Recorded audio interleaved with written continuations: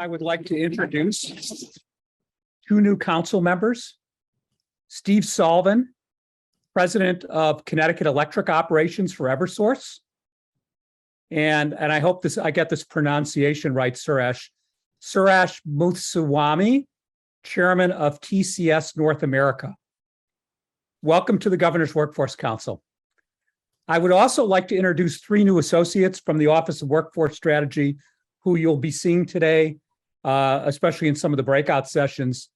Billy Huang, Jonathan Richter, and Taylor Spurlock. Welcome all. Today's meeting will focus on the strategic initiatives of the Governor's Workforce Council. Kelly will lead a cross-sector panel that will discuss how our two large-scale training programs, Career Connect and Good Jobs Challenge, can help us build a more collaborative and coordinated and inclusive workforce system that's business-led and provides opportunities for all our residents. In the 4 o'clock hour, we will have committee breakout discussions where our 5 committees will meet and where we'll delve into the progress that we've made and the key issues that we're facing in implementing our current plan initiatives, as well as discuss future priorities for our GWC plan. Each council member has been assigned to one of these committees, so we hope you will join them, and we hope that our many guests today will choose to attend one of the committee sessions. Before we get to our business and housekeeping items, we do have several votes to take. I'd like to offer a quick reflection on where we stand today as a council. For the context of some of our newer council members, the Governor's Workforce Council was created by Governor Lamont in the fall of 2019 to create a new workforce strategy that fully engaged all key stakeholders, including businesses, educators, government, and community leaders. A year later, we completed our strategic plan in the fall of 2020.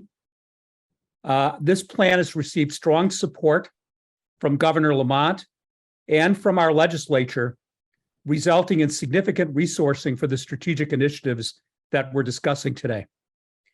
The GWC plan has been called by the National Governors Association, as well as Association of State Workforce Boards, as one of the most aggressive and comprehensive plans in the country. During the past 2 years, through the leadership of the Office of Workforce Strategy, the business community, workforce boards, colleges and school systems, and many nonprofit and community leaders, we have made significant progress against the vast majority of the 19 strategic initiatives that were outlined in the plan. We'll provide a detailed report card on our progress against the plan in our December 8th GWC meeting, but we'll also use the committee meetings today to discuss the opportunities and challenges that we face. At the same time, it's important to keep in mind that the work we're doing here is a long-term project and that we are still in the early innings. We are just launching job training programs like Career Connect, Good Jobs, and Connecticut Health Horizons. While we expect these programs will provide excellent career opportunities for around 10,000 unemployed and underemployed people, these programs alone will not solve all of the education and workforce challenges in our state. To do this, we will need to truly align our education systems with our employment systems and provide people with the supports that they need to succeed. As the business community often points out, we have 100,000 unfilled jobs currently, while our labor force participation rate is lower than pre-COVID. So we still have a lot of work to do together in skilling up our workforce, in opening up high-quality jobs to people based on their skills, and in removing the many barriers to employment that still exist for people, such as childcare and transportation. But by working together, I'm convinced that we can make steady progress against our shared vision. I'm extremely proud of the deep cross-sector collaboration in Connecticut that is resulting in new exciting initiatives you'll hear about today, and recognition from the federal government, as evidenced by the fact that the state of Connecticut received the largest award in the country for the Commerce Department Competitive Good Jobs Challenge. Finally, some have asked about how our progress will be affected by the possible recession faced in our economy? That's a fair question as we embark on a significant amount of job training. While one can never be completely insulated from the macroeconomic economy, we believe that we are training people for jobs in sectors that will prove resilient. Our manufacturing industry is anchored by the defense industry, which has very long-term contracts. Electric Boat, for example, will hire 1,000 people over the next 12 months in Groton. ASML, one of the leading companies in the semiconductor industry, has just broken ground on an expansion where they'll hire 1,000 more people in Wilton. Healthcare is another priority area for us. All of our healthcare training combined will only fill a small portion of the open jobs. Construction and clean energy are being fueled by the National Infrastructure Bill and Inflation Reduction Act that will provide billions to Connecticut. There will continue to be tremendous demand for IT and digital jobs, as well as CDL jobs and truck driving. Honestly, the areas that a recession would impact, such as consumer and retail, have not been a priority focus for these job training programs. So as a result of that, we believe that staying the current course it makes a lot of sense. With that, I would now like to turn to our agenda in terms of some of our necessary housekeeping items. Our first vote, we're going to take a kind of combined vote, but we need motions on each of these. Our first vote will be on the approval of the May minutes. Can we have a motion from a council member to approve the minutes? And please state your name. City Bigelow, approved. Is there a second? Shelley Davis, second. Thank you. Any discussion on that point, on the May minutes? Hearing none, I'll mention now the second item, which is approval of a bylaw change to be consistent with WIOA statutes that require the staggering of council member terms. This will mean effectively that we won't have the entire council rotate off all at once. However, council members will be allowed to serve for successive terms. Can we have a motion from a council member to approve this bylaw change? I motion to approve. Leticia Colon Mejias. Okay, is there a second? Althea Brooks, second. Althea, I think we need a council member. Is there a council member? Second motion, Kelly Vailleres. Okay. Any discussion on that one? The third item is approval of a minor restructuring of the GWC committees. We are proposing to have 5 committees. We're proposing to merge the business leadership and sector training committees that will ensure that the regional sector partnerships and sector training are fully integrated. We're also proposing to combine the DEI&A committee and the barriers to employment committees so that the work being done on removing barriers is well integrated with the challenges faced by different populations. The third change is to elevate adult education by placing it in the WIOA committee. This will allow us to better integrate adult education and workforce training efforts. Can we have a motion from a council member to approve this GWC committee restructuring? Charlene Russell Tucker, so moved. Thank you. Is there a second? Leticia Colon Mejias, second. Thank you. Is there any kind of discussion on this one? Just want to say one thing. As a council member, this is Leticia. I really am excited about this idea. I think it is very intelligent to make this change to ensure that the right people are at the table to have those discussions reflective of the communities which will be impacted positively or negatively if they don't have proper representation. Thank you. Thank you, Leticia. It's a great point. Now, I will call on each council member, and if you are a designee of a council member, please, answer and state your name when you hear the council member called. And I know this is going to be a little bit tricky, but I'm going to ask for your 3 votes, yes, no, or abstain on the minutes, the change in council terms, and the committee reorganization. So I need 3 votes. For each person. So the first person I'm calling on is Commissioner Amy Porter. Good afternoon. Thank you. And I vote yes for all 3 motions. Thank you. Thank you. Thank you, Commissioner. I believe we have Courtney Murphy for Andrew Bond from Electric Boat.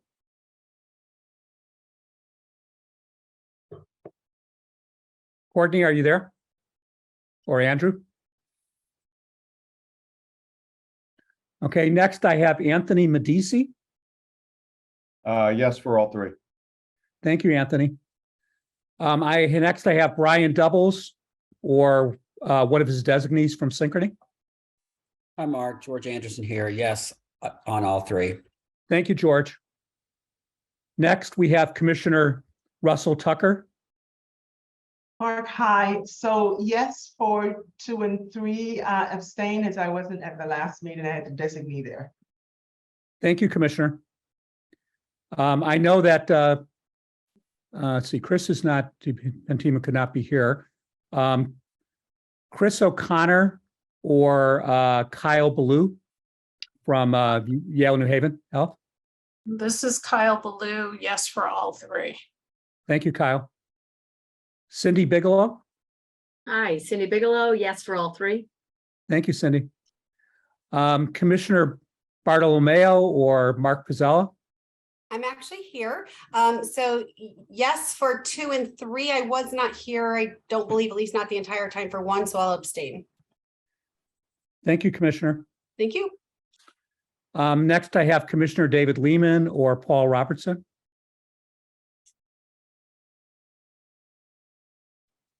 Ed Hawthorne. I'll abstain on the minutes because I wasn't here, but yes on the other 2. Okay. Thank you. Erica Smith. Here, yes on all 3. Thank you. Marty Guay. Yes, yes, yes. Thank you. Jay Williams. Yes, I was, good afternoon. I don't recall if I was on for the minutes, so I'll abstain from the minutes and yes on 2 and 3. Thank you, Jay. Jeffrey Flax. Hi, Mark. Yes on all 3. Thank you. Dr. John Murphy. Yes on all 3. Thank you. Joseph Gianni, excuse me, or Bill Tommins.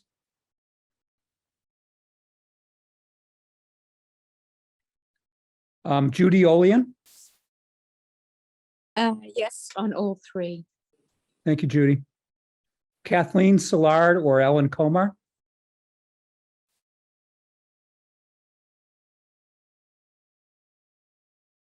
Kelly Vailleres. Yes, on all 3. Carrie Hona. Yes on all 3. Thank you. Dr. Torres Rodriguez. Abstention on number 1 and yes on 2 and 3. Thank you. Letitia. Yes to all 3, please. Thank you so much. Thank you, Letitia. Maggie Hulse or Jack Murphy.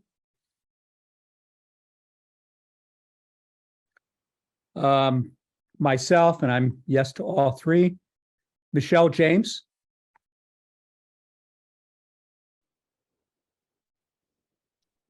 Molly Kellogg. I know she's not going to be here till 3:30, I think. Dr. Minette Ferguson.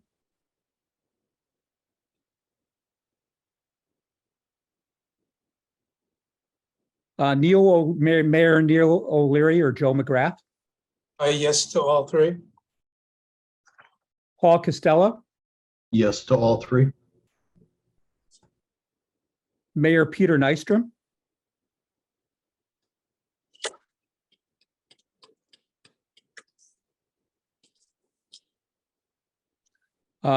Peter Salve.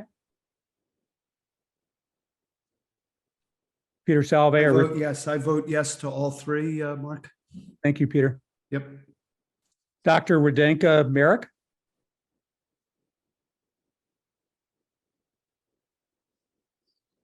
Jeff Walker,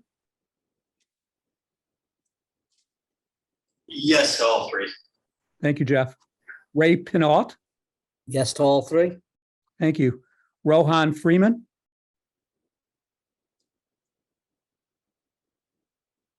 Sal Menzo, Yes to all three. thank you, Sal. Shane Eddy or Peter Holland, Yes to all three.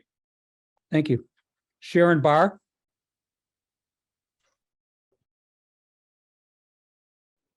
Shelley Davis, Mark, yes to all three. thank you, Shelley. Stephen Sullivan, Abstain on the minutes and yes to the bylaws and yes to the committee changes. thank you, Stephen. Suresh Muthuswamy, Abstain on the minutes, other two, yes. thank you, Suresh.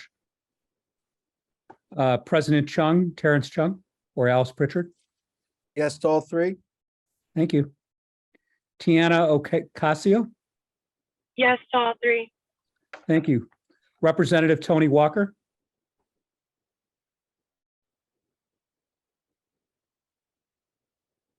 Taiwanda Tally Rushing, Yes to all three. thank you. And Senator Will Haskell. Okay. Thank you, everyone. We have one more item here in terms of voting, and that is we need to discuss the proposed governor's reserve spending as a part of WIOA.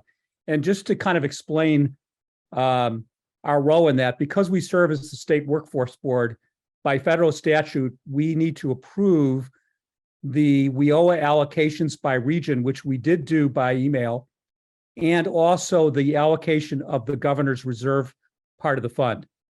And I'm going to have Kelli-Vailleres present the proposal for the use of the governor's reserve fund. And then after that, we'll have discussion and a vote.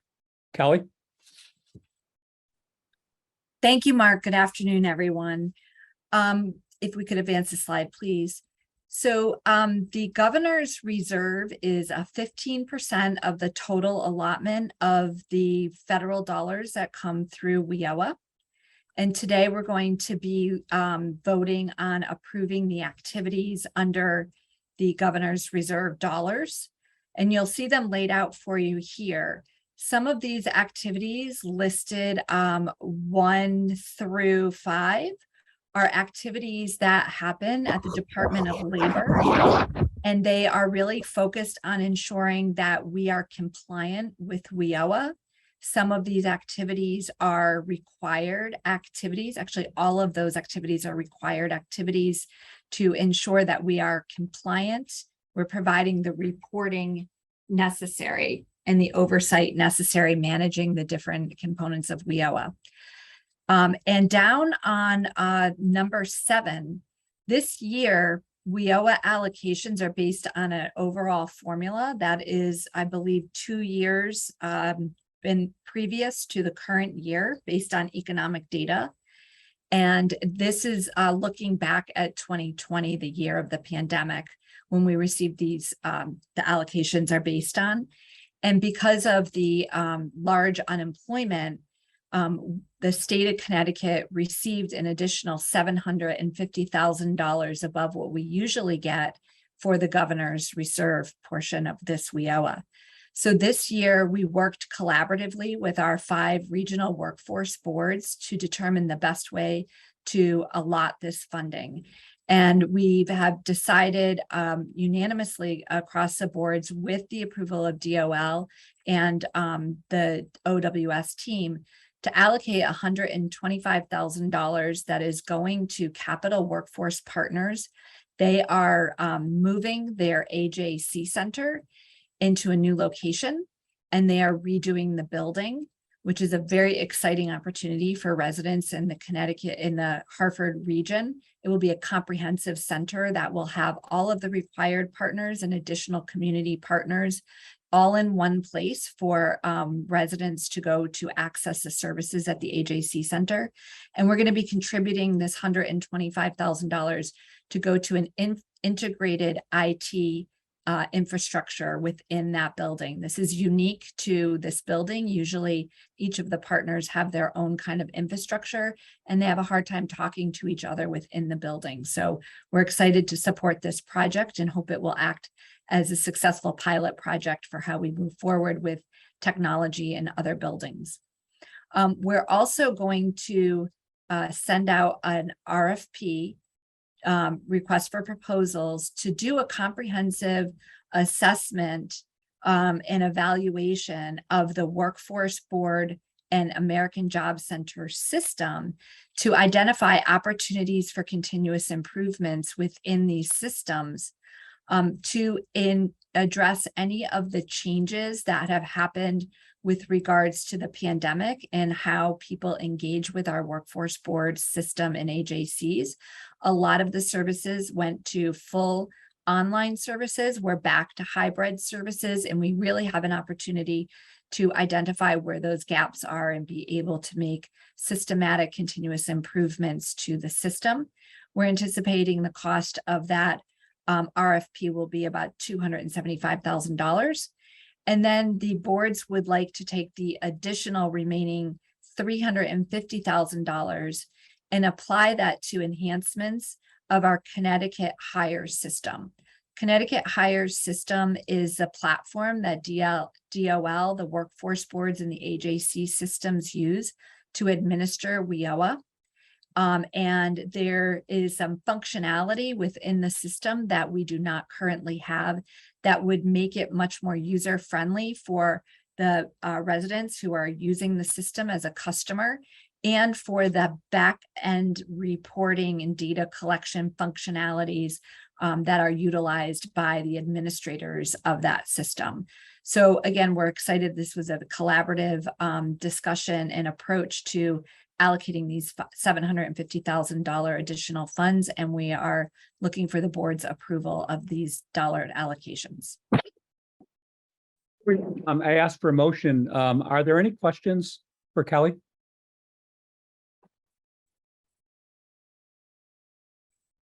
Then can we have a motion from a council member to approve the governor's reserve spending? Ed Hawthorne, so moved. Thank you, Ed. Is there a second? Shelley Davis, second. Thank you, Shelley. We're going to go through. I just have to ask, is there any discussion on the motion? Okay, we're going to go through the list. This time you only need to vote once. Commissioner Porter? Yes. Thank you. Andrew Bond or Courtney Murphy? Anthony Medici? Yes. George Anderson?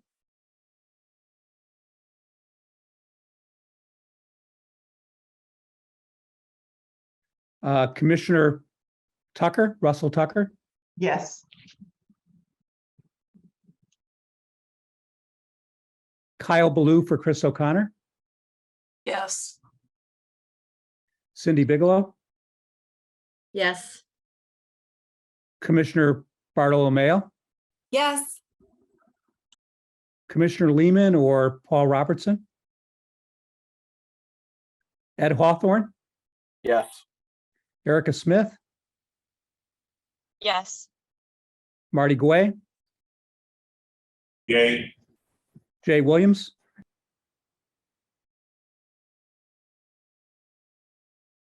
Jeffrey Flax? Yes. Dr. John Murphy? Yes.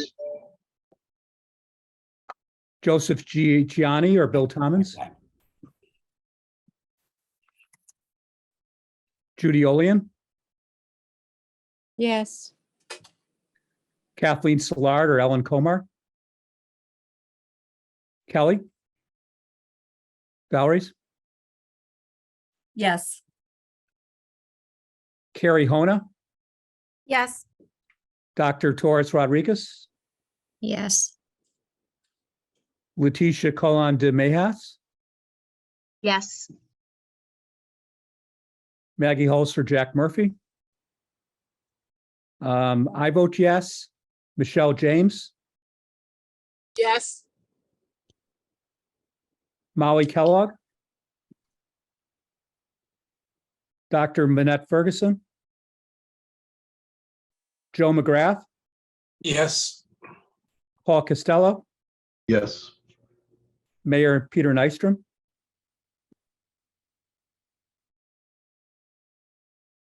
Peter Salve, Yes.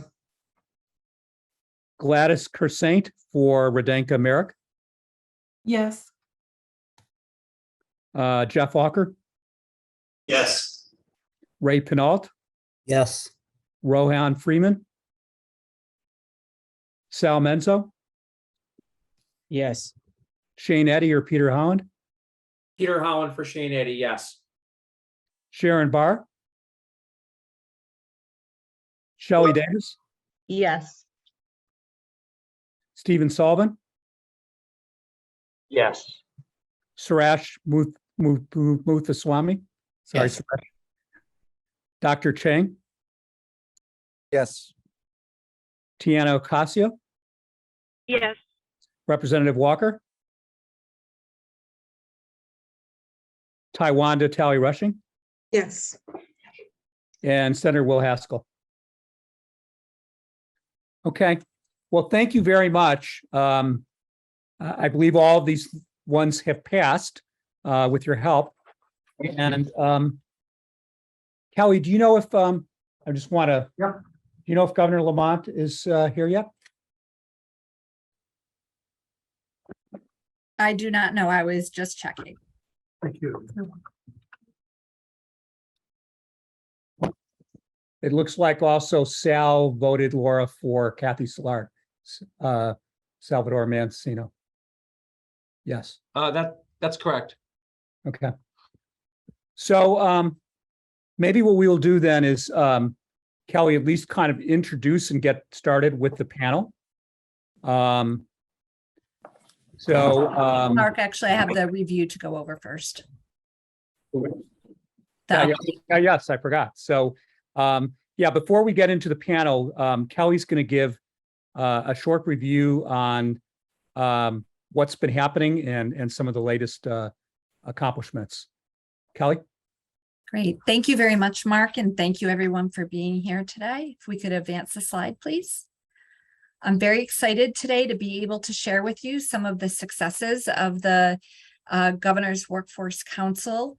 And before I jump into, what has been happening on the council, I really need to thank every one of you who is on this call today, because none of this work is done in isolation, and it's done in great partnership, collaboration, cooperation, and coordination with almost all of you on this call today, and then some. So these are our collective successes that we're very excited to share with you all today.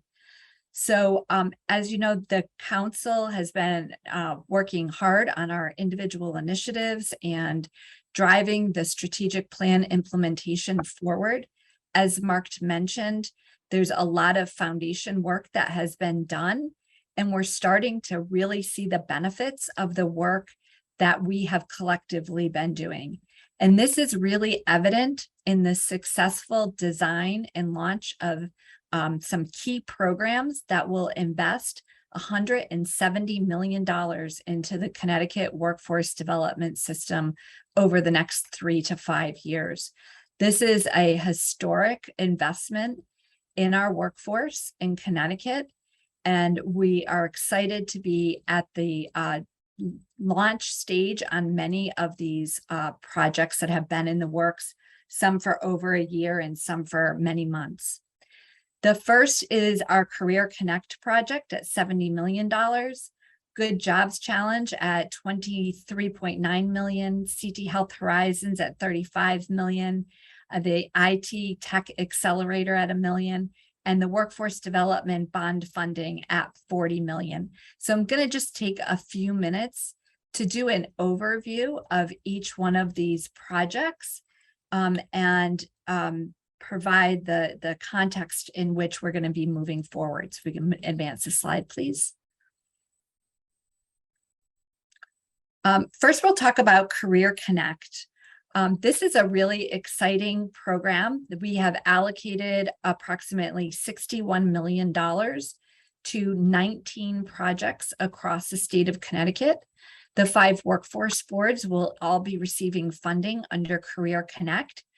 They have led industry sector applications, ensuring that we are scaling best practices from each of the workforce boards to a statewide approach. And I would like to thank all of them for their work in the foundational work in designing Career Connect in partnership with us.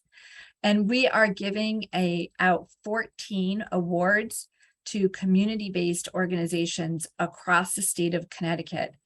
These funds are going to be focused on supporting those that have historically been underserved and marginalized, those who need to be upskilled and reskilled.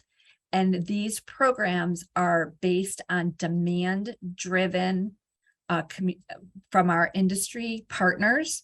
And those industry partners have also collaborated on what content and curriculum needs to be embedded in these training programs. They will be supporting the scheduling of these programs to meet their hiring demands.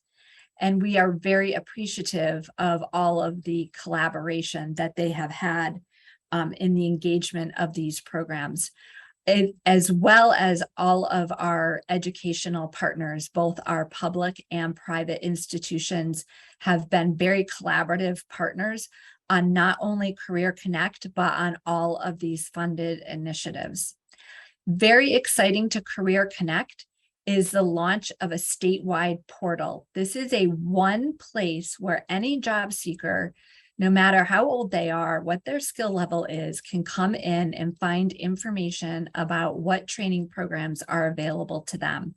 We had a demonstration of the portal earlier today, and I will tell you that is a really amazing tool where people can do there's a lot of information in there on helping people understand what their skills, knowledge, and abilities are, how they map out to jobs that are currently available, what skills they need to get to upskill into jobs that they're interested in. It gives them an opportunity to explore different career opportunities.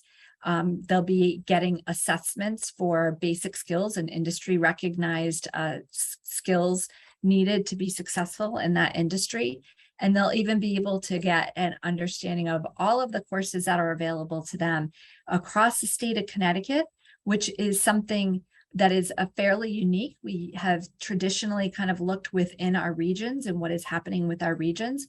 This is across all of the 5 regional workforce boards, the 12 community colleges, all of our universities and school systems. So a very collaborative and systematic approach to delivering job training programs.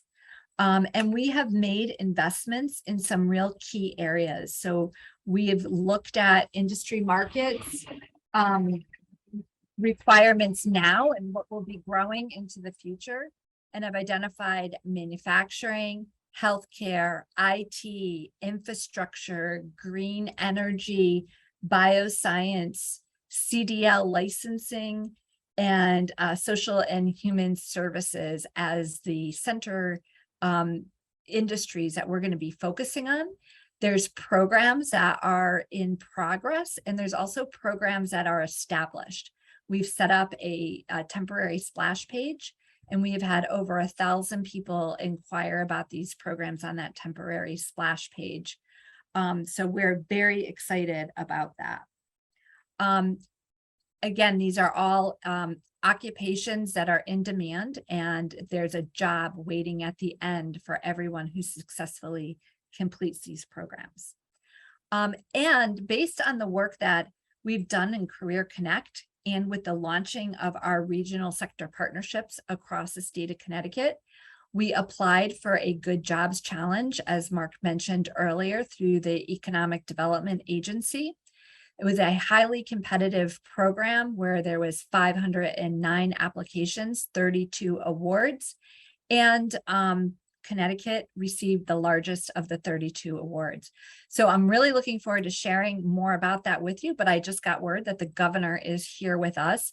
And so would love to divert our attention for a few moments and look forward to the governor's remarks. Welcome, Governor. Hey, everybody. Thanks, Kelly and Mark. And most important thing, appreciate what you guys are doing. I'll just keep going. Every single business I talk to, whether they're here in Connecticut and thinking about expanding or thinking about coming to a state like Connecticut, number 1, 2, and 3 is workforce. That's all I hear about. Will I have the trained personnel I need? If not, I got to go elsewhere. Right behind it, increasingly, and some of you at the Yale SOM event we did the other day with Jeff Sonnenfeld, we had about 20 business leaders there, is housing. And we got to make sure that not only we have the trained people, but we also have places for them to live. And, that means not just single family homes on 1 acre lots, but it also means, multifamily housing and studio apartments for single people and the others that we got to attract in. On that front, I can tell you that we had, we're more young professionals moved into Connecticut than any other state in New England last year. That's a good thing. And in July, anyway, we had more new housing starts than ever before in the history of the state, most of them multifamily, 5 or more units. Get me back to workforce and where we got to be. I think Kelly gave you a really good oversight in terms of the broad categories. I'll bring it home to what I'm trying to do, here in state government. You probably remember hearing a lot earlier in the year. Here comes the silver tsunami. We've reformed the pensions in a number of different ways that maybe we're going to give some of the older employees, older could be 55, by the way, incentive to retire. We were worried that it could be about 10,000 retirees. It was more like 4,000, for which I'm very thankful because we have a lot of work to do. And like all sectors of economy, we do have some workforce shortages. What we're doing, workforce strategies in the state to speed that up. One, it's certainly when it comes to teachers and mental health and nurses. We've accelerated the accreditation program, making it easier. We have nurse programs now in 1 year. You can get out in the field, start earning while you're learning. How about that 3rd year of teachers college? Nice to be up there in the ivory tower, but also we're spending more time with apprentice teachers in the classroom, getting them involved a little bit earlier. Then in the evenings, they can keep going with their academic instruction. Again, a chance to earn while you learn. I say the same thing to all the business leaders. We attract the very best and the brightest. They come to Connecticut. They come to our community colleges that were just ranked number 1 in the country. They come to our amazing colleges and universities. Now our trick is to keep them. So I really been trying to incent companies to come up with internship and apprentice programs of their own, get people while they're still here going to school, get them introduced to your business so they know what the opportunities are going forward, more likely to stay. I think I maybe mentioned last time we have a tax credit program where if you hire a Connecticut graduate and they have $25,000 in debt or some such, we'll give you a $5,000 a year tax credit for every year that you reduce their outstanding debt by $5,000. I'd like to think that gives companies an incentive to hire Connecticut and Connecticut graduates an incentive to stay in Connecticut. So those are just some of the other things we're doing at the state level to recruit. State government is really slow. It takes us about 4 months to hire somebody, and a really sharp 27-year-old who could be a DOT engineer taking advantage of all that infrastructure money can't wait 4 months. They often go over to some consulting firm where they maybe get paid a little more, they get paid faster, and then they lease them back to the state of Connecticut for a fortune. So I'm trying to turn that on its head, speed up that process right now, and give added incentives and bonuses to those skills that are really in short supply, that make sure we're at the front of the line in terms of all the infrastructure design and other things we're trying to take advantage of. And finally, just again, thanks to Kelly and Mark and the entire team. I love what you're doing on the certificate programs, 2 years, 4 years of school. That may be great for a lot of people, most people, but in many cases, that 18-week certificate program You get out, you start being a laser welder at electric boat, and along the way, you can go back and be taking some night courses.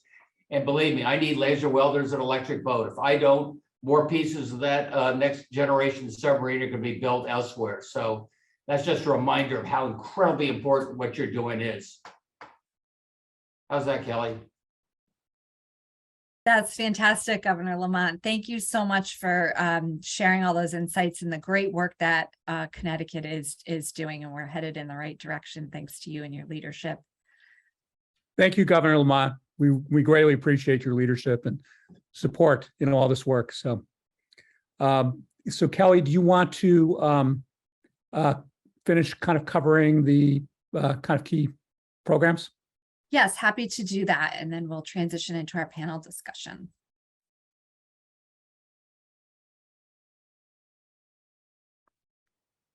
So just wanted to quickly share again, some of the funding that we're putting into the different industry sectors. I did share that with you all, major dollars going here.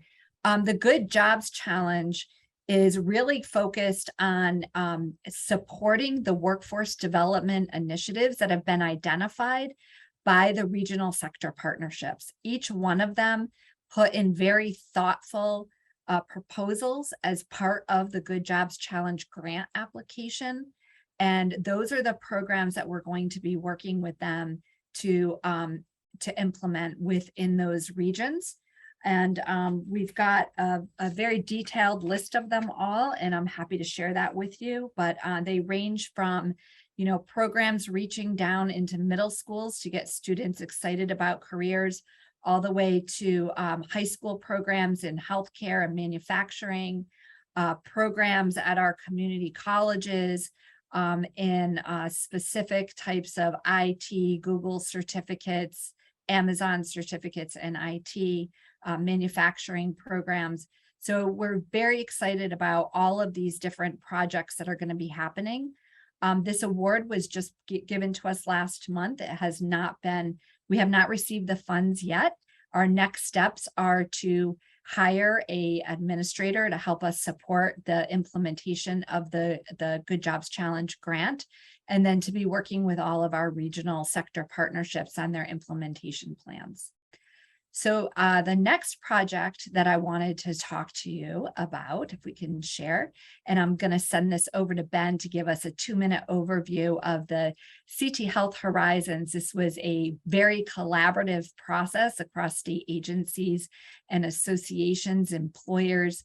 And so Ben, take it away real quick, please. Yeah. Good afternoon, everyone. So to address the drastic workforce shortages in both nursing and behavioral health, the Office of Workforce Strategy, in collaboration with higher education and other agencies, are launching CT Health Horizons.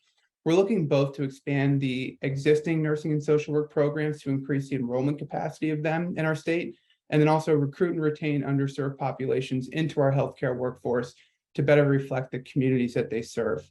So as Kelly mentioned, Connecticut is investing $35 million to support this project over a 3-year period.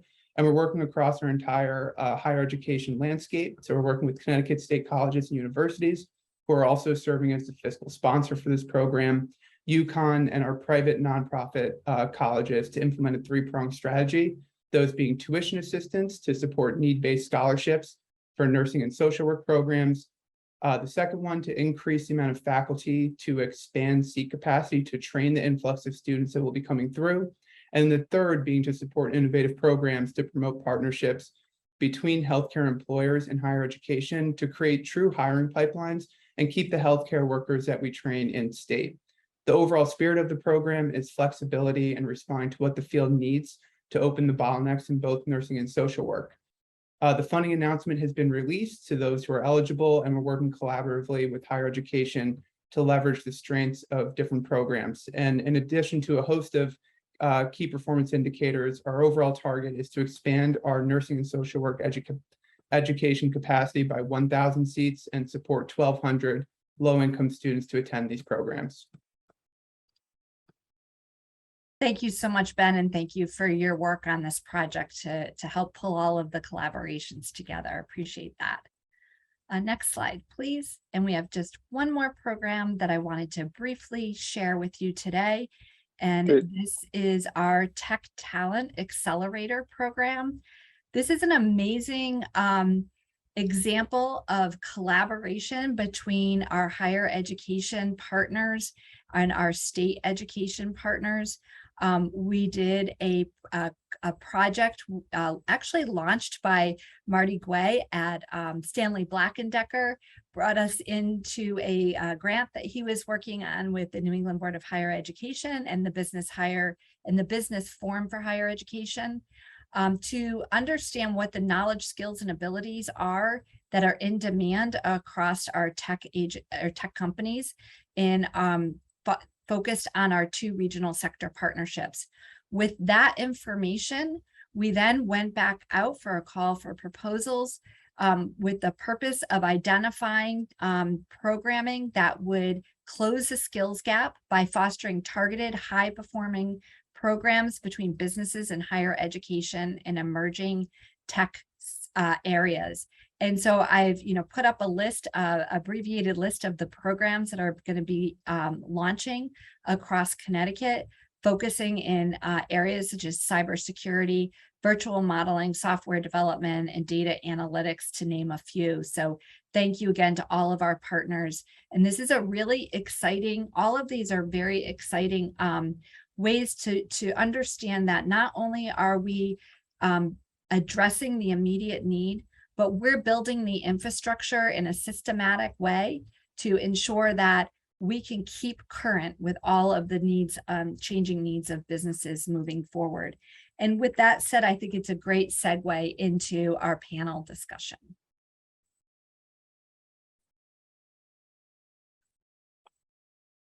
Great. Laura, can you put up the panel? There we go.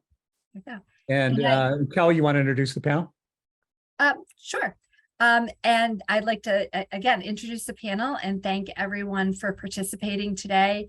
We have Terrence Chang, president of CSCU, Joe Carbone, the president of the Workplace, Garrett Sheehan, the president of the Greater New Haven Chamber of Commerce, Ryan Oakes, managing director of Accenture, Scott Wilderman, president of Career Resources, and Representative Tony Walker from District 93, serving the Greater New Haven area. So thank you all for your participation today.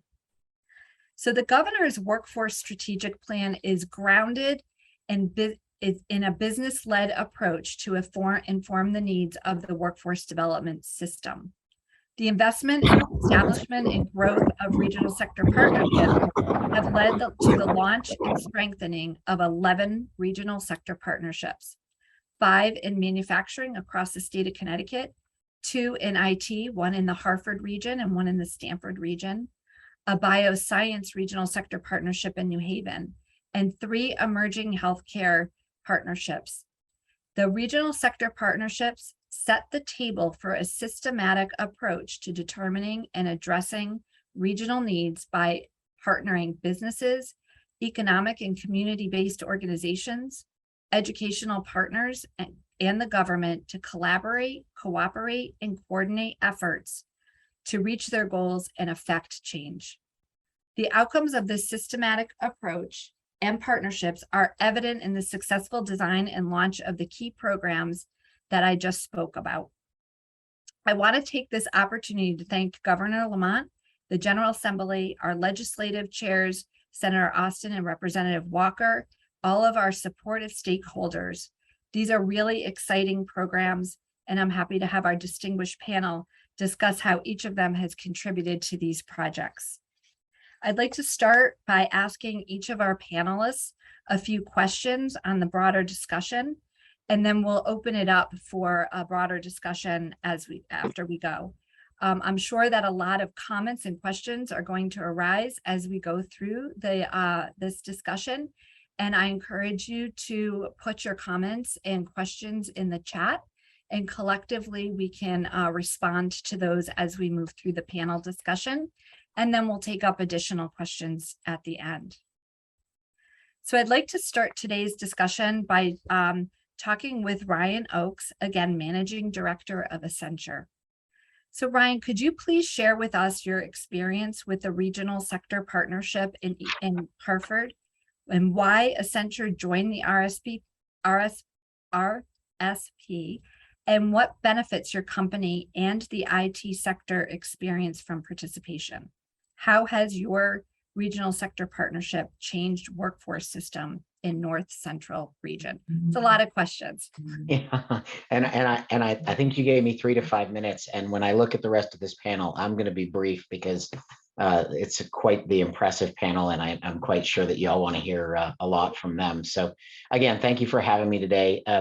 Look, I'll keep my comments brief and say the following. So Accenture, as a large 720,000 person global firm, has a big business in Hartford, and we care deeply about continuing to grow that business in the Hartford region and across the state. And the only way that we're going to do that is by having the right talent. And the only way that we're going to have the right talent is if we work together. And when I say we work together, I mean business, NGO community, technology, and higher education, or government and higher education. Those 4 components need to collaborate. And in fact, my experience with the regional sector partnerships best encapsulated. I had a lunch with a number of folks who are on the phone today who recently, in any other context, would be look at each other as competitors, where we normally meet each other in competing to earn the business of companies here in Connecticut. And what we had is the shared goal as citizens of the state and as people who care deeply about providing opportunity, and as employers who are struggling to find the right talent and skills, we have discovered the need to work together. Now, the way that that's manifesting for Accenture is we are launching this month a development center here in Connecticut. We're working through a number of the details about what exactly that will look like and how we will partner it. But it is a part of our strategy at a national level, whereby 20% of our North American hires this year will be apprentices. We've to date hired over 1,200 across the US. And that is a skills-based position as opposed to a degree-based role. We've simply eliminated the bachelor's degree as a requirement.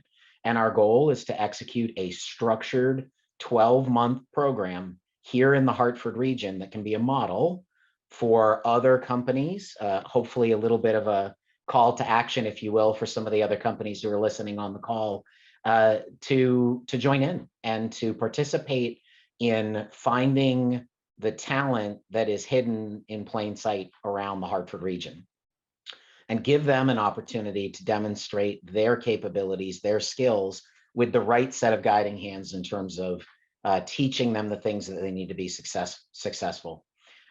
Look, I believe very strongly that at the end of the day, it's, I believe this at a personal level, and I happen to have the grace of working for a company that believes this as well, that it's our job to provide good opportunities, and good opportunities to us are clear career paths, a solid living wage while they're doing the apprentice program, and a really clear opportunity to employment at the end of the day. Again, I'll pause there. You could wind me up. I could talk about this for hours. I'm very excited about what we're doing in collaboration with many of the folks on this phone call, and appreciate the opportunity to talk with you today. Thank you so much, Ryan. I think, your company and the work that you're doing is a great example of how the regional sector partnerships are working together across the state. Competitors getting in the same room and having lunch and talking about the things that are common challenges to growing your businesses here. It really gets that flywheel moving. And the educational system has the ability to really respond to a collective need versus an individual need. And we're very appreciative of the leadership that you have brought to the table here. Next, I'd like to introduce Garrett Sheehan. Again, Garrett is the president of the Greater New Haven Chamber of Commerce. He throws a fantastic event, by the way, with a band and refreshments at his last meeting, which was the first time I've gotten to get out in that kind of an environment since pre-pandemic. So thank you for that, Garrett. Garrett has been co-convening the regional sector partnerships in the New Haven area. And I wanted to Garrett to talk a little bit about how convening these regional sector partnerships have changed the relationships and workforce system in the greater New Haven region. And what is your perspective of the immediate benefits and the long-term opportunities of a systematic collaborative approach to addressing the employment and economic needs of your region? Thanks, Kelly. Appreciate it. We throw great parties and we also do workforce. I'll just start off by saying, and I do see a lot of our chamber members on here, so appreciate the support because we couldn't do this without you. And it takes so many partners. When we've gone out, just like the governor said, and talked to businesses, we hear all the time about talent as the biggest concern. And that was pre-pandemic. So that really led us to being a part of this. We were excited to get underway with the regional sector partnerships. Also because of our economic development focus, where we see talent as the competitive edge that we have for Greater New Haven, for Connecticut overall, and wanting to maintain that and increase that so that we continue economic growth. When we jumped into this, it was not always a straight line. When you first bring about a program that's foreign, you're kind of entering into turf where lots of other people work and do a lot of great work. And so, initially it can seem like it's going to be a negative disruptor, disrupt relationships, partnerships that already exist. But we embraced it at our chamber. It was a great opportunity for us to be right on the same page with our businesses. We're always trying to be right there with them, solve the problems that they're having and they're experiencing real time. So this gave us a different type of table to have other than just our board or different councils or committees that we offer as a chamber. And what we started to realize when we went through different industry sectors, and we'd hear this directly from the CEOs, that they really did not have an opportunity to meet in this type of forum or this type of setting. As you heard, the regional sector partnerships, it's really all about being employer-led. We've had the privilege of being able to be a part of 3 now. We launched a manufacturing sector partnership with the Middlesex Chamber of Commerce and also Workforce Alliance. That's off to a great start. Our bioscience one is just completely focused, started in New Haven, I should say. But as we've learned, and it's a very small industry in our state, we've had a New Haven focus, but an open door to the rest of the state. So we've been able to have Pfizer, BI, Jackson Labs, so many others that have contributed and been a part of it. And then also we have a healthcare collaborative that's underway as well. Maybe the best way, Kelly, I can just share some of the benefits are some of the real products that we've been able to get out of these in this first year. With our bioscience one, and I know Erica Smith's on here, she was one of our original founding chairs, and she's currently our vice chair for this current year. We did an internship program, and that idea of an internship program was not from me or any of the other great support partners we have. That came specifically from our industry partners. And the idea behind it was, hey, we have all of these bioscience companies in New Haven. What if we just captured all of those internship opportunities for the next summer, put them together and showed the world how many internships we have in Greater New Haven? So that was the call out that we did. Working with the industry partners, many of them volunteered staff. We created a landing page that we called Life Science Sprints. And we were able to post internship opportunities for more than 30 companies. We ended up having 170 internships altogether that we posted. And the beauty of this was it was very decentralized. So we put the internships up onto the page. Applicants would actually go to that company page to apply. So we weren't trying to manage all of these situations of everyone's applicants. But it really created a great synergy, brought a lot of recognition to the region, to all of the opportunities that exist in bioscience, which people know about in New Haven, but it was a different way to put it out there. We worked with many of our university partners, Yale, Quinnipiac University, Southern, Gateway, Albertus, University of New Haven, and others to make sure that the word got out to students, that they were able to apply. We also had a focus that we wanted to make this available to students throughout New Haven. So we worked with some of our New Haven partners there. In our manufacturing collaborative, we've had a great opportunity to work with many long-term manufacturers. We've done a lot of different things. There's a strong interest from that group to be able to talk about what's changed in manufacturing, why it's a great job. But we've also been able to embark on a process called talent pipeline management that we've taken from the U.S. Chamber of Commerce.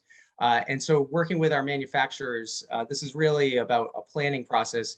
We were able to identify that there's 432 openings for machine operators just in our region. That's actually not all of the members of our collaborative over the next 2 years. And so now it's a planning process, and we've been coming up with a common language about skills, credentials, so that we can talk to all of our talent providers about what that means. So we're really well along in that process. And as I said, it's not a straight line, so you have to work through the different relationships. When we first started that, we had someone say, well, I'm a chemical manufacturer. How can my machine operator be the same as someone at a plastics manufacturer? But what we found as we really dived into those conversations, that there were a lot more similarities. And just to wrap up quickly, on healthcare, there's such a huge need. We've been able to work with many of our healthcare partners in the southern part of the state, and we're doing the same talent pipeline management process. What's different is it really gets the HR leaders involved. We focus on one position and try to understand what the demand is, really use the supply chain model. And then once we're all on the same page, go out to our talent providers and get them involved and work on how we build those talent pipelines backwards. So just from being a chamber person, it's great to have businesses around the table. The work we do is so much more effective when we're hearing those voices. It's always everyone's busy, so it's always a challenge of keeping people engaged. But we've had some really great business leaders, and we really try to keep focusing in on the problems and the projects. And we're excited about the grants that are coming down, because that's going to help us to bulk up a little bit more and provide a little bit more activity around it as well. So thanks, Kelly. Thank you so much, Garrett. And I had the opportunity to go to the summer picnic, the closing ceremony of the internship program. And it was just really an amazing event. And I think, something else that was unique that Garrett had so much to talk about was that they had opportunities for all of those interns to interact socially with each other throughout the summer, from the different organizations. So I think that's a unique opportunity that the approach that they took really afforded those students a much deeper and meaningful conversation. So thank you, Garrett. Next, I'd like to introduce Joe Carbone.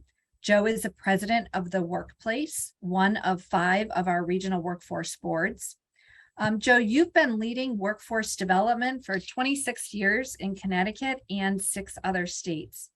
Given the current labor market and unprecedented demand for workers, what is the value of taking a systematic approach to address the needs of businesses and support the underserved and often overlooked communities gain the skills necessary to engage in meaningful careers? Well, thank you, Kelly. And although I work in Fairfield County, I live in the great city of New Haven. And surprisingly, I don't get invited to my friend Garrett's party. So maybe next time, guys. Well, thank you very much for inviting me to be here. Yes, it's 26 years, and that time frame gives me a perspective that I think may be helpful here in this discussion.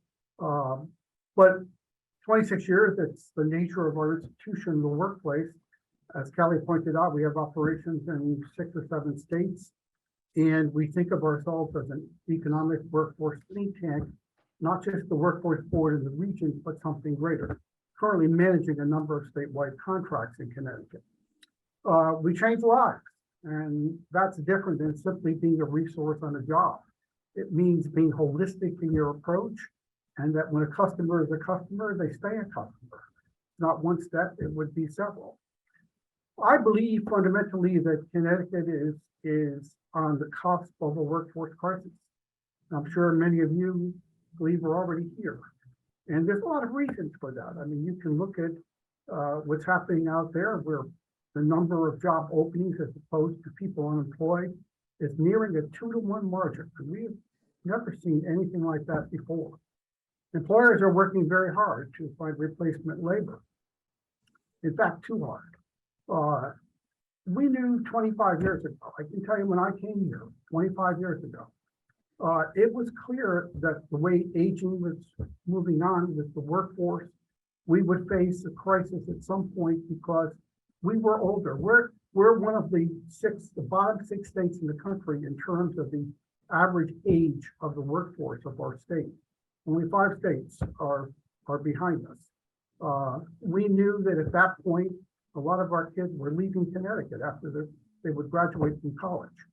We also knew our population was not increasing. And at some point, we were going to have this crisis between jobs, industries that needed employees, and whether or not we had a population that can really do anything about it.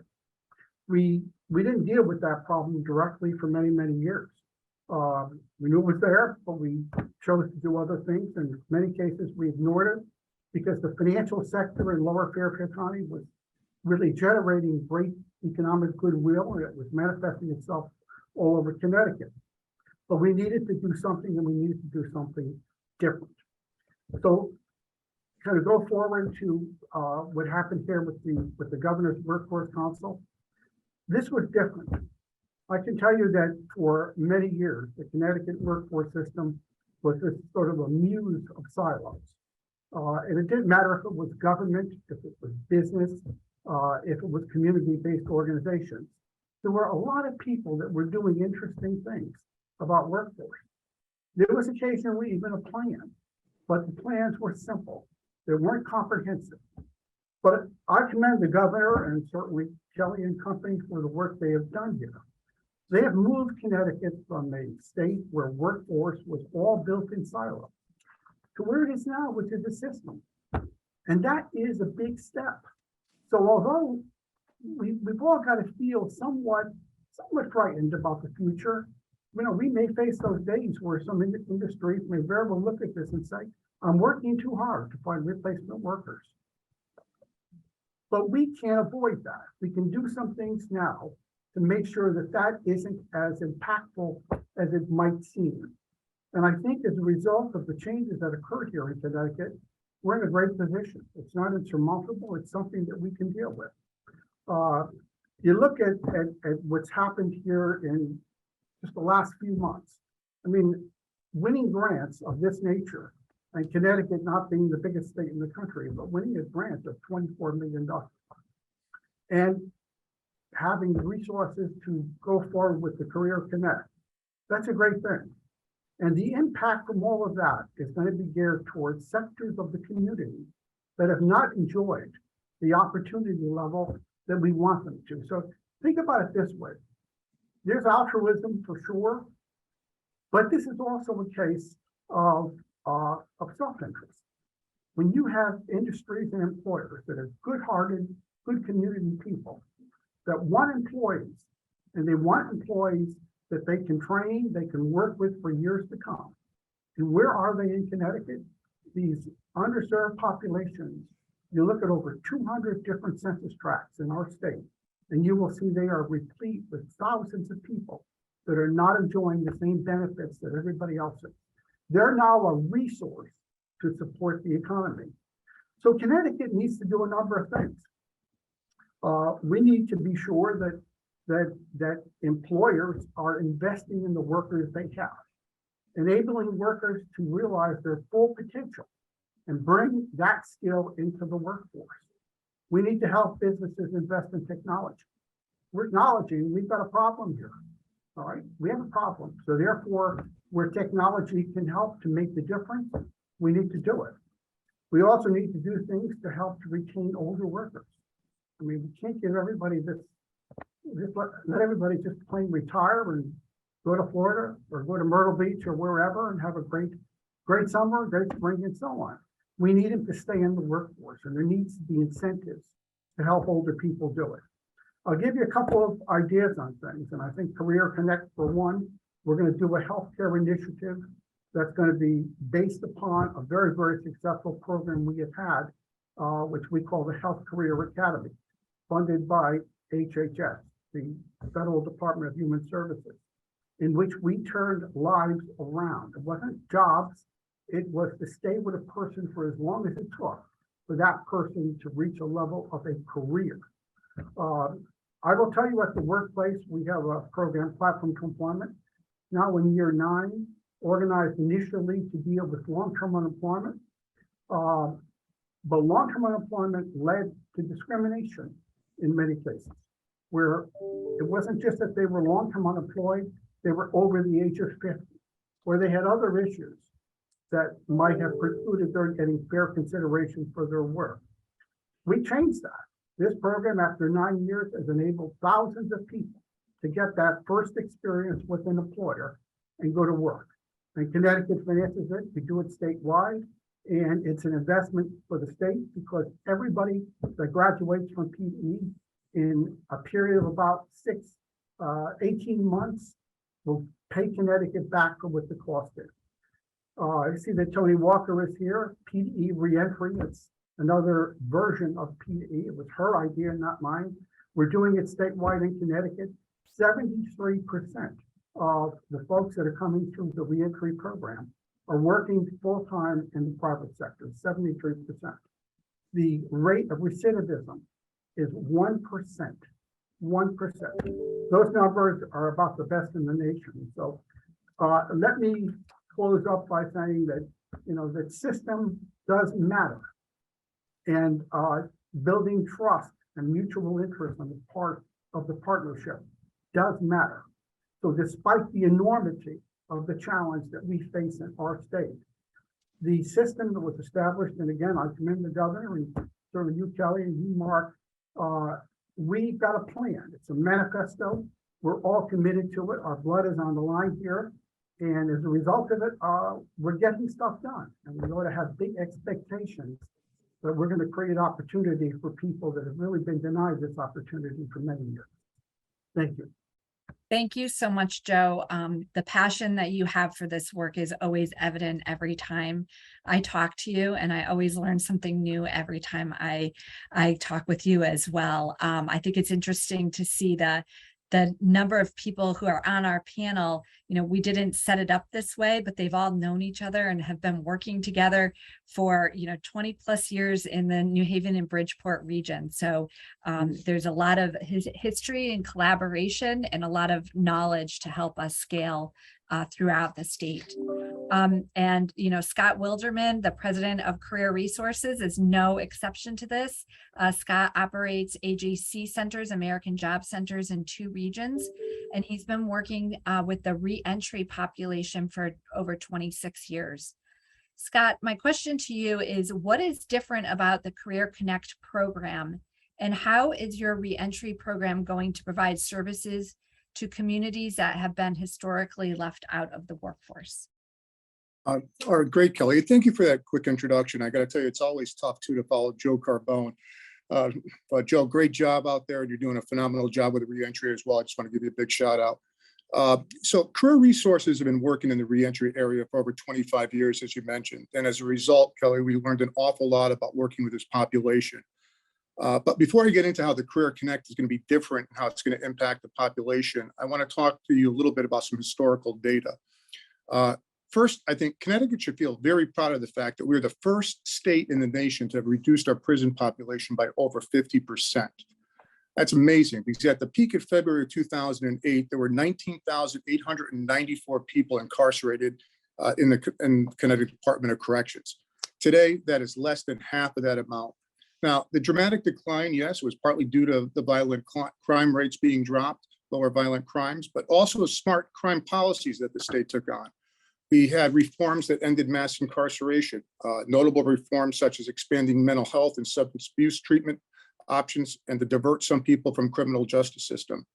We also decriminalized low-level offenses, and we raised the age for youth to be sentenced as adults.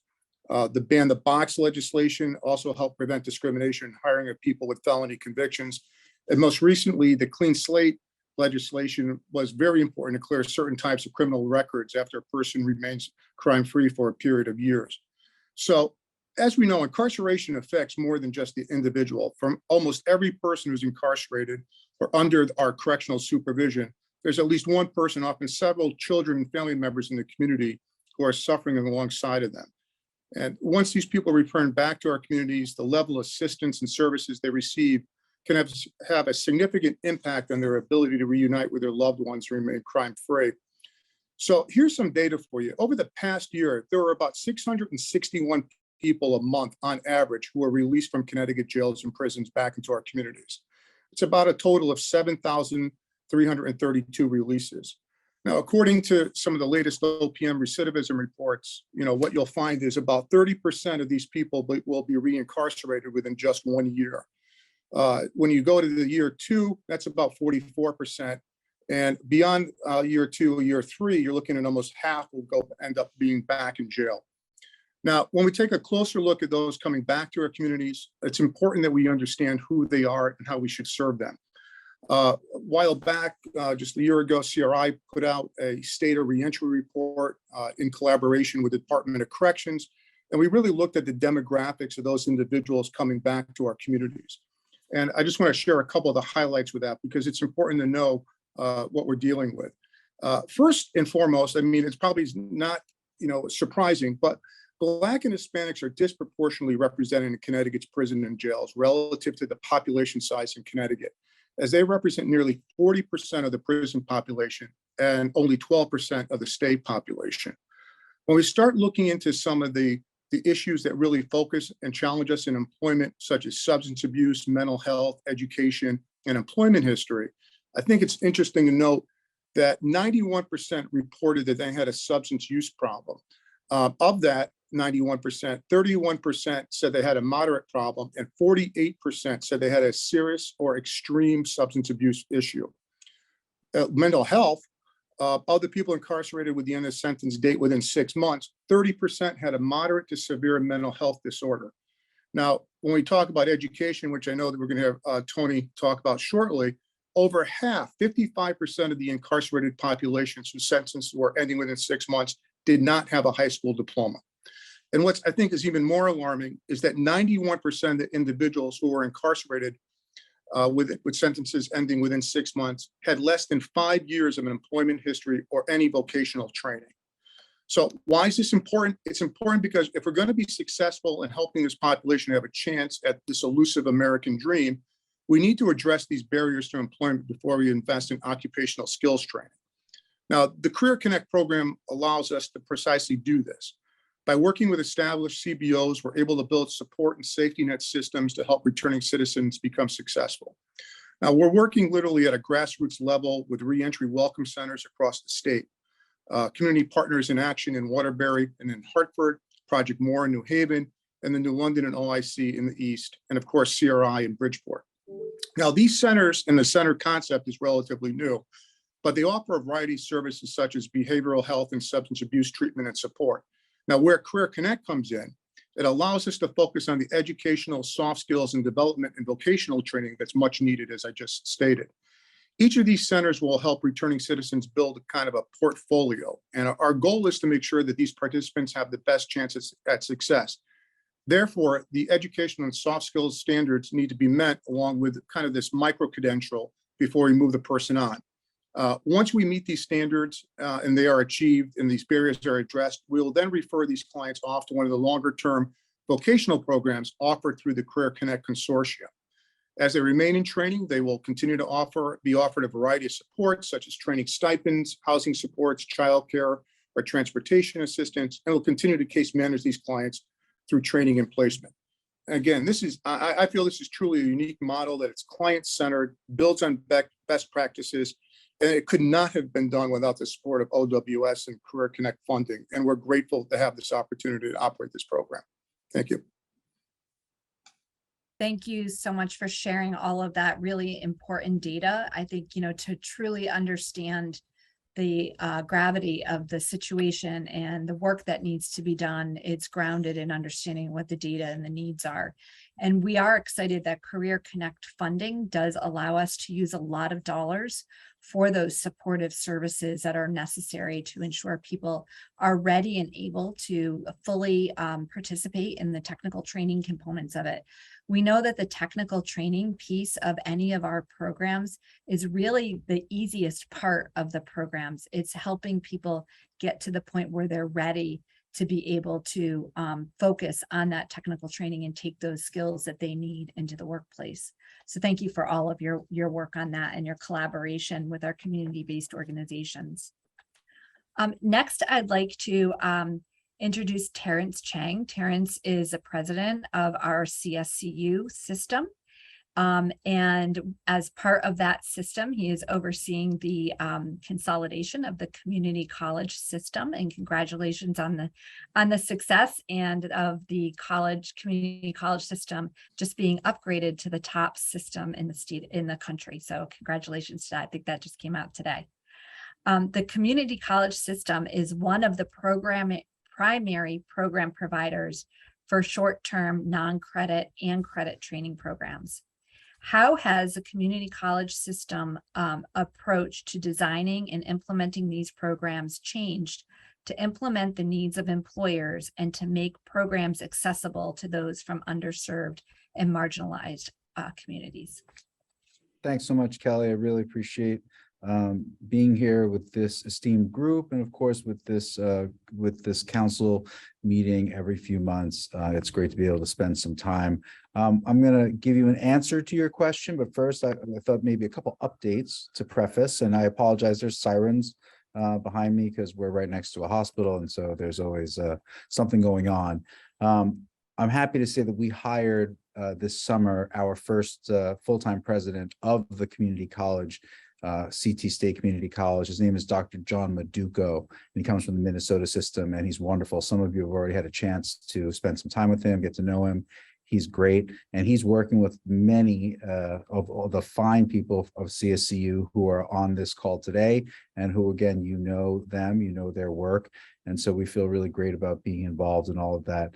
The unification of the campuses into CT State Community College, one singularly accredited institution that is moving along right now. We've filed the first of 3 reports, and we will be accredited officially in July of next year. We're very excited about the progress we've made there. And again, the team has done an incredible job.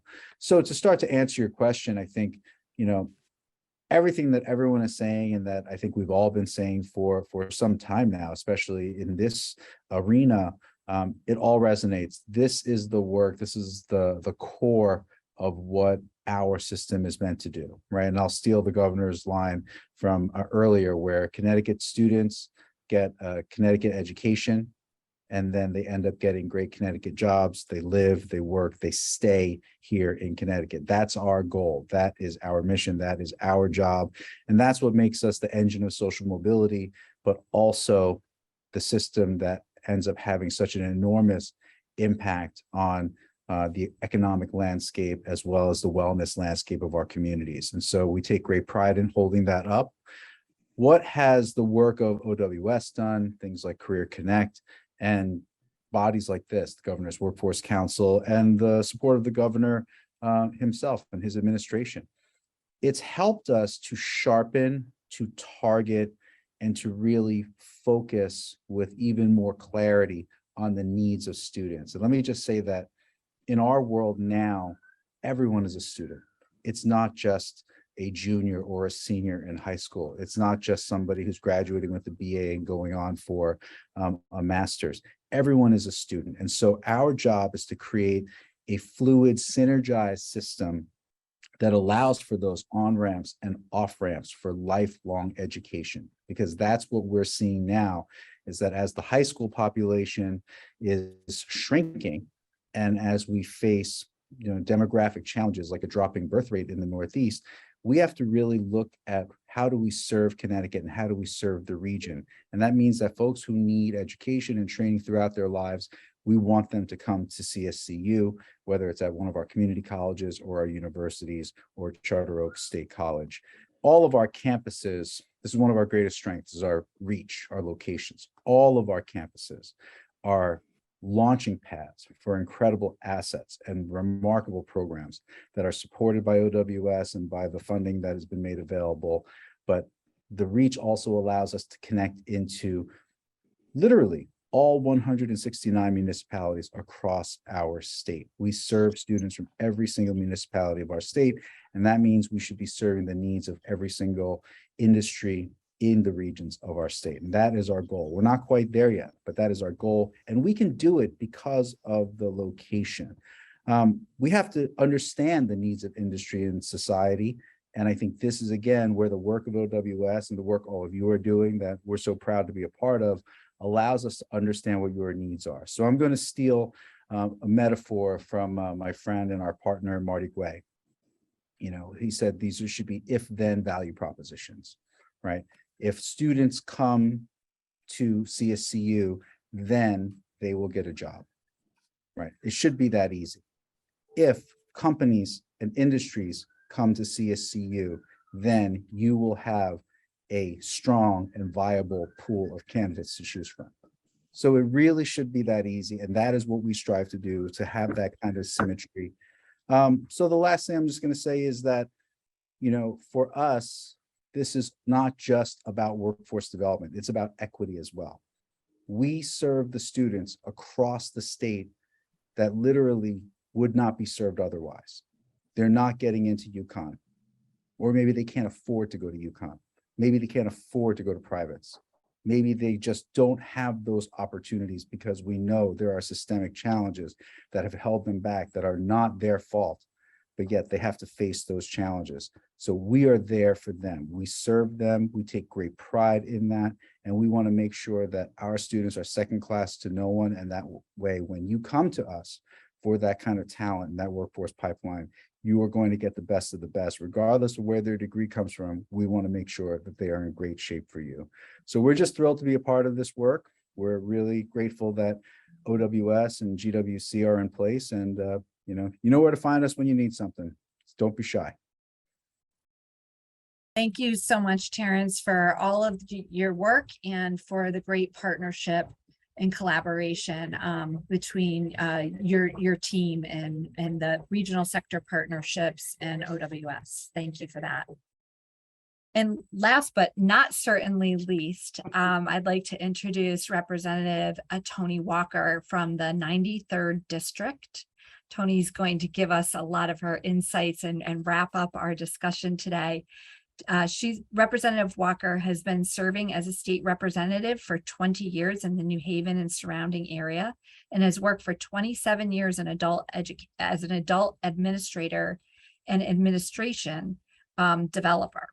The Appropriations Committee has historically focused on the needs of underserved and underrepresented populations by expanding the resources needed to overcome barriers to obtaining the skills necessary to engage in career pathways that lead to family sustainable wages. Can you please share with us your perspective of collaboration, cooperation, and coordination to addressing barriers that affect underserved communities from fully participating in the workforce, and some of the effective programs you have collaborated on with your workforce partners to address these barriers and the importance of the system improvements gained by these efforts? Thank you, Kelly, and thank you for inviting me to come and talk about what we do at Appropriations and also what we do at Adult Education. I listening to all my friends here, because we all have worked together in one shape or fashion, and it kind of gives you goosebumps to realize how much collaboration we have been doing. It's just we're so busy, we don't have enough opportunity to talk about it. First and foremost, I want to thank everybody for understanding that there are many people in the state of Connecticut who are still struggling. And everybody seems to be talking about that now. And that is a population that I think we need to also nurture more than ever. In Connecticut, more than 12% of the people in Connecticut have no high school diploma. In Connecticut, Scott gave you the numbers of people who have been disenfranchised from the system, going through the correctional system on probation, parole, and the juveniles who've also been disconnected. So at Adult Ed, what we did was we had to figure out how to help that population because that's who we serve. And what we learned is that there are very clear specifics that go on in their lives and in their education and in their profession that we miss and are so simple. Joe Carbone talked about his platform to employment.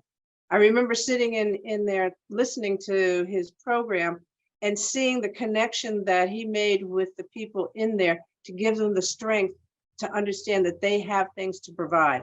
And with that, looking at that same training, that was when Joe and I talked about using this in reentry, because it's a matter of giving them the strength and the understanding that they are a valuable part of society. In Adult Ed and with the Regional Workforce Board, we serve a population also that has very low skill sets.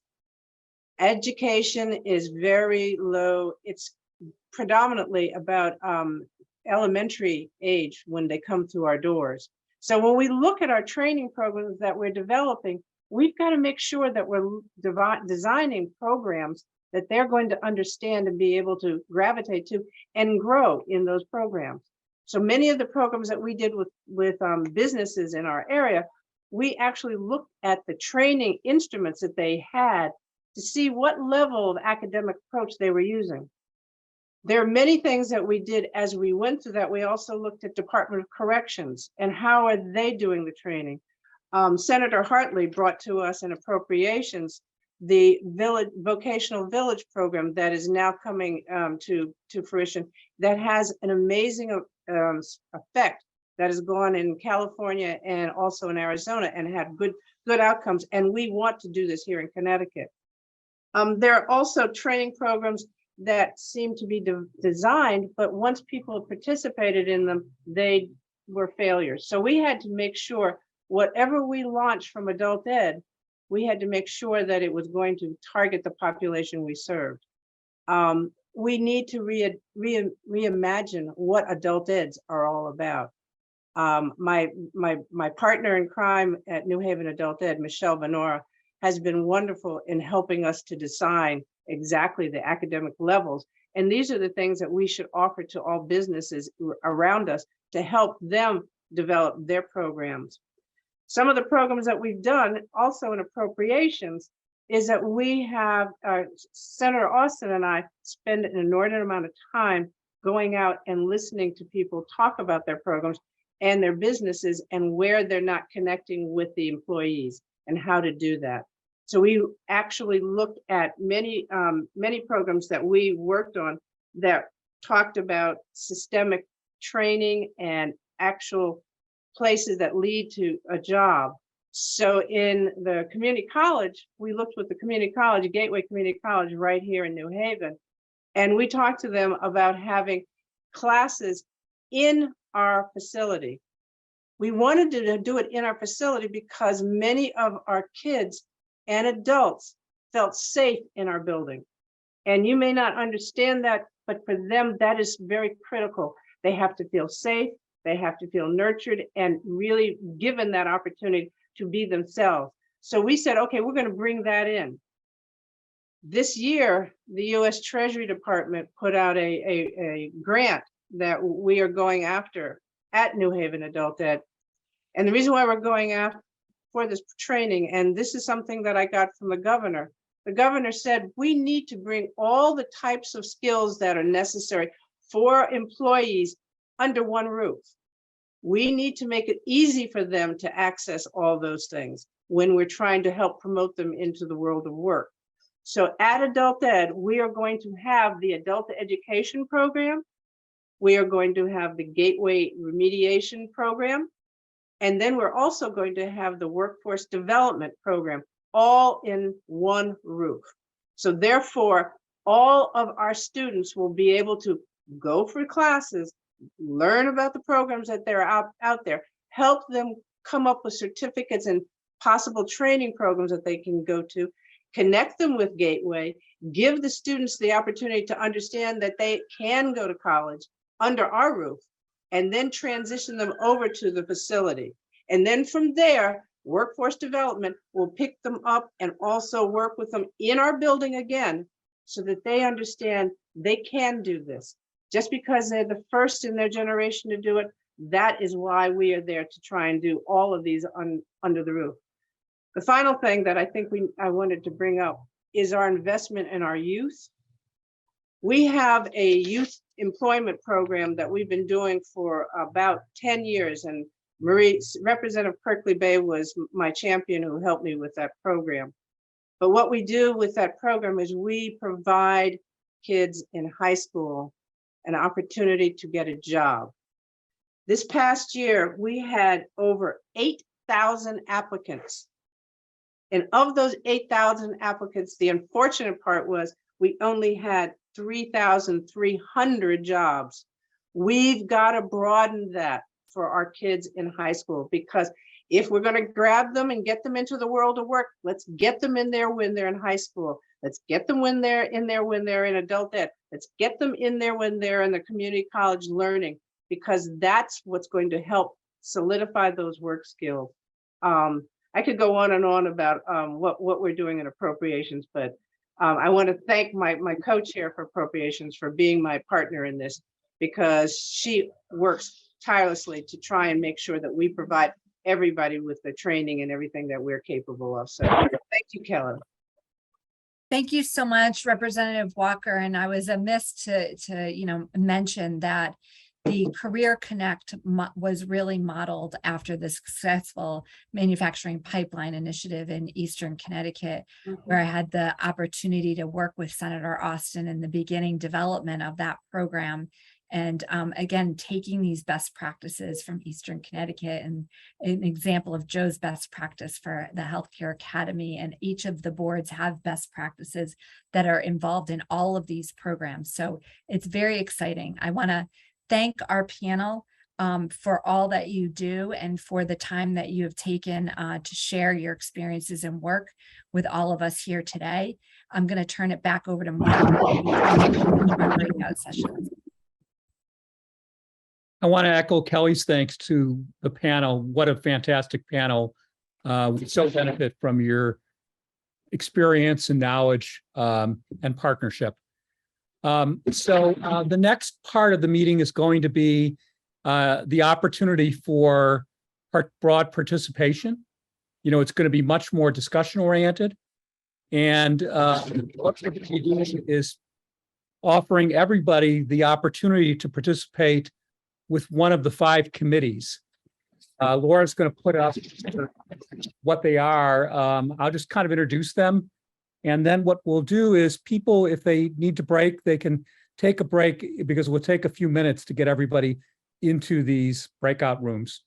So I'll just mention the 5 committees.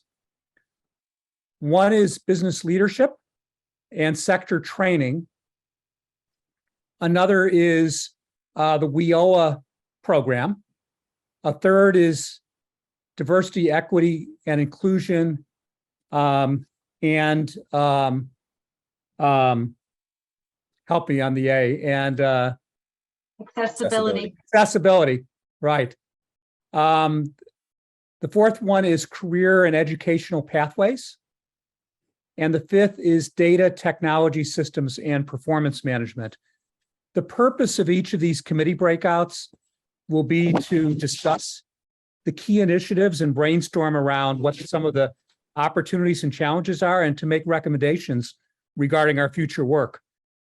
These discussions are going to take place between now and 4:50. And after the breakout sessions are done, we'll return for a brief conclusion. Laura's going to put up a slide now to just kind of help people with the process of identifying the rooms. Laura? Sure. Hi, everyone. The rooms are now open, so you should see on your screen the option to join. And there is a join breakout room at the bottom. Sometimes it's this little more with the ellipsis here, and you can go ahead and join the room. And if you are not seeing that or still having some issues, just hang on the line for a second, and I will help you get in there. We'd also like to say this is a great opportunity to take a quick break if you need to fill up your water glass, grab a snack, and get ready for engaging conversations in your breakout rooms. Thank you, Laura. Thank you, Kelly. Thanks, everyone. See everybody in the breakout rooms.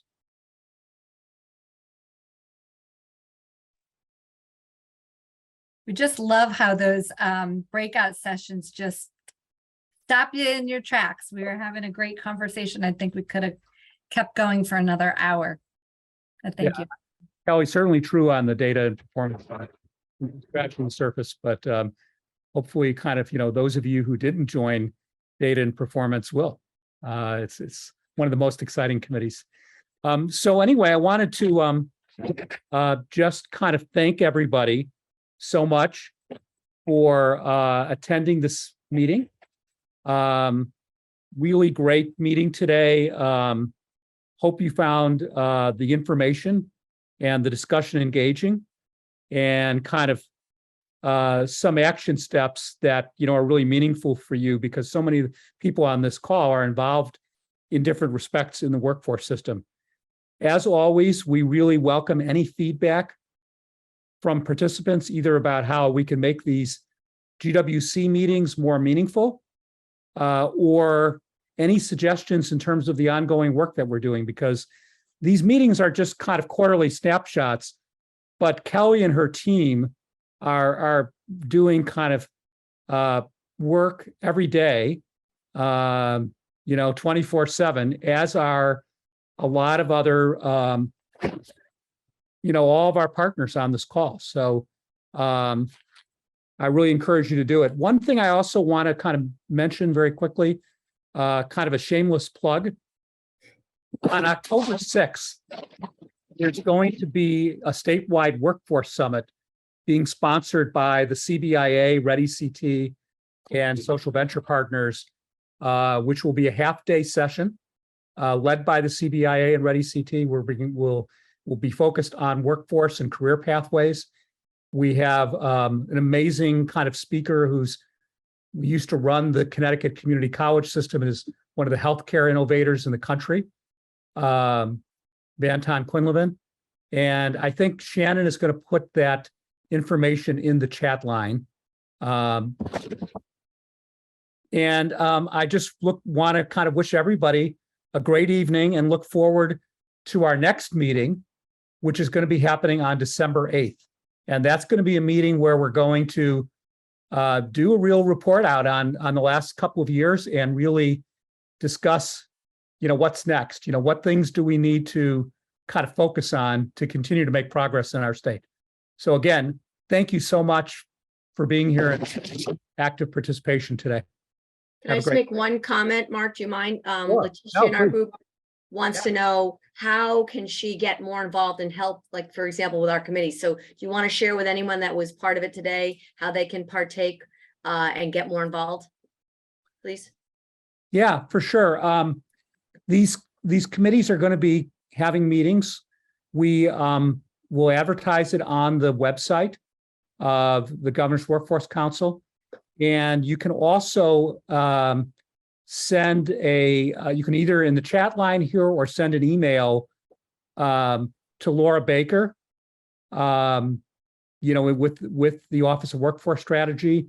And she's trying to keep track of what everybody's area of interest is so that we can, keep people engaged. Cindy, does that answer what you're? Yeah, as long as they realize, reach out to Laura Baker, which is great, so that they know how to do that and so they can get involved.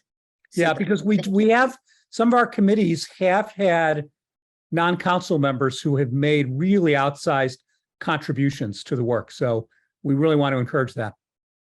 Thank you. There's also a GWC email box Laura can put in the chat. And this is a great way to track all of your requests for the GWC. Great. Thank you. Okay, again, thank you, everybody, and have a great evening. Arrivederci. Thank you, everyone. Thank you, Mark. Thank you, guys, everyone. Thanks.